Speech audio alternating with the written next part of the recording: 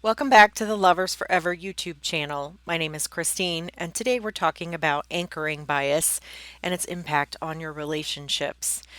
Now, in a previous post, we talked about anchoring bias, what it is, and how we might know if we're experiencing it. And if you haven't watched that video or read that blog post, I'd encourage you to go watch that first. Because in this post, we're talking about how anchoring bias will affect relationships and marriage.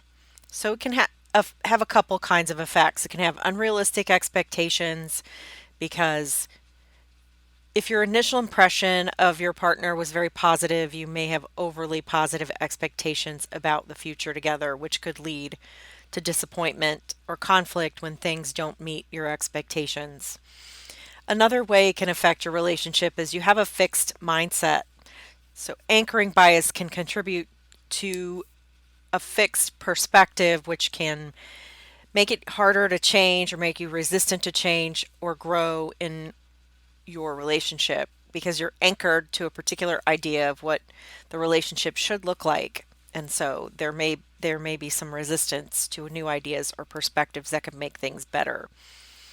The third way is confirmation bias, where individuals seek out information that supports their initial anchor and ignore information that contradicts it. So, for example, if a person is anchored to the idea that their partner is unreliable, they may focus only on instances where their partner has let them down and ignore instances where their partner has been dependable.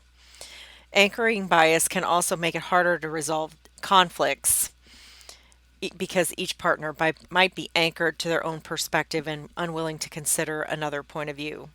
So if you notice that you're having difficulty or you're frustrated because there's this big gap between your expectations and reality, it's probably a good idea to step back and think about whether you're anchored in an old viewpoint. You can pull up the anchor in your bias, haha, and learn how to stay open to new perspectives. Seek out different viewpoints and be willing to adjust your expectations as your relationship grows and evolves.